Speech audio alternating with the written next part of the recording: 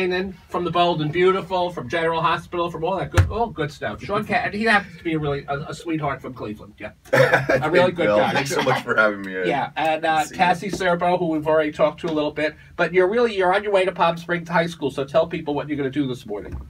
Well, this is National Bullying Prevention Month, and so Cassie and I are going to be going to the high school and talking to the kids and the teachers because, you know, bullying has become such a pandemic, and you know, with the advent of the internet in recent years, it's become even worse. Yeah. It's 24/7 bullying now. Yeah, we were actually talking in the car, and suicide is the third leading cause of death among young people, and over 14% of high school students have considered suicide, and almost 7% have attempted, and a lot of those victims being between 2 to 9.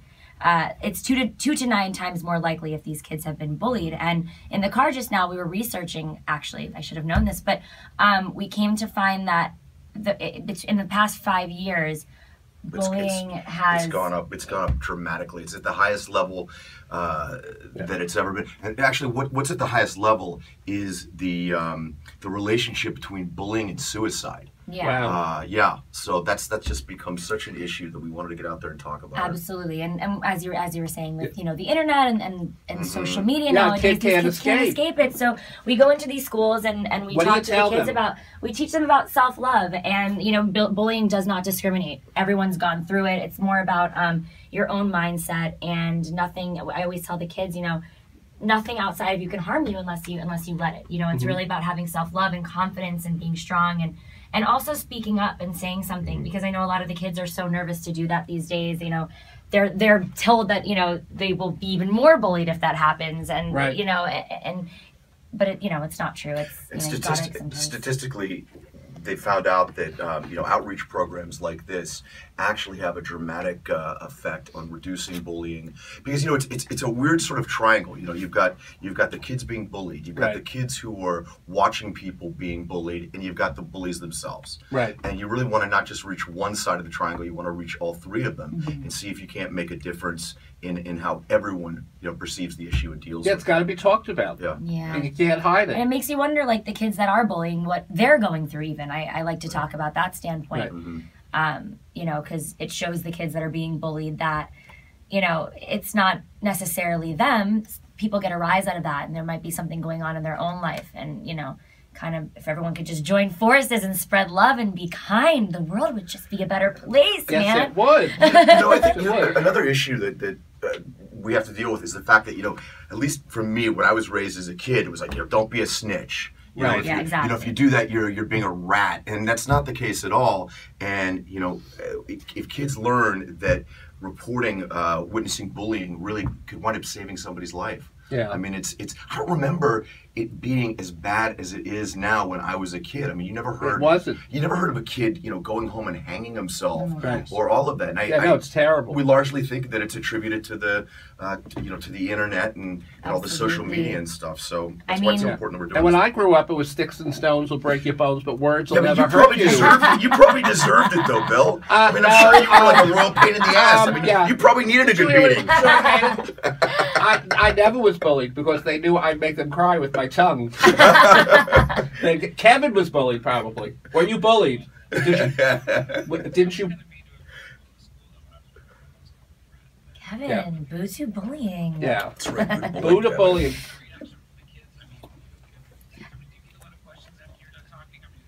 Kevin hates young people. Actually, no, you know what? It's so surprising. When we did this last year at Palm Springs High School, we kind of found it to become this domino effect. One person would come up and share a story, and suddenly everyone's hand would go up, and they'd realize that there's power in numbers, and everyone's been there. And like I was saying before, that it does not discriminate. Some of the kids, all of these kids were coming from way different cliques, I guess, if you want to call them. Cliques, they were, all very different, coming up and sharing stories, and it was a way for them to unite, and it was actually pretty incredible.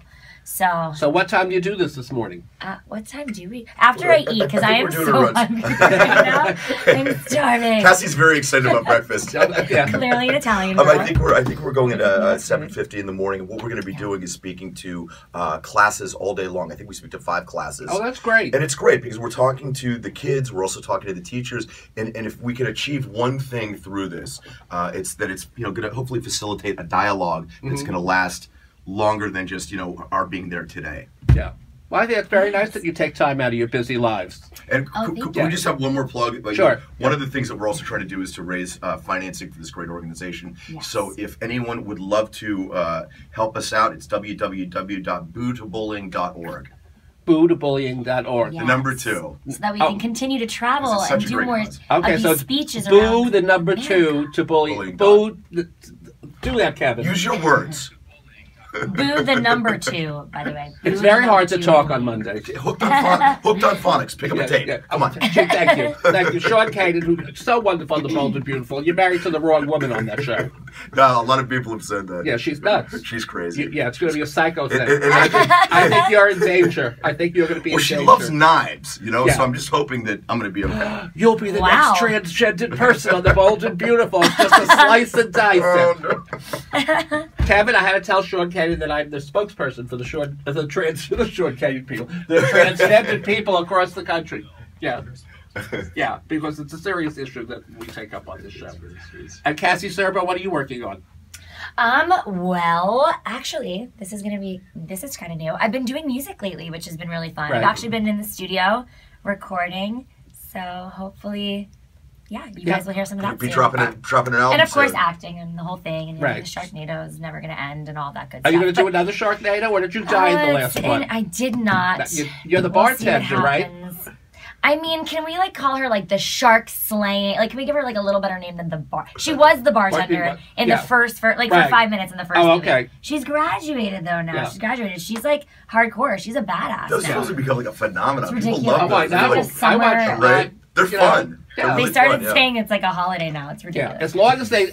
it'll be Sharknado good. Christmas, is that coming? It's ridiculous. As long as they don't camp it up too much. They have to do it seriously because it's that bad. I mean, no, that's why we That's why, If you make it funny, then it's not. You gotta be serious about how ridiculous it is. It's got to be done seriously so we at home can laugh at all of you. Yeah.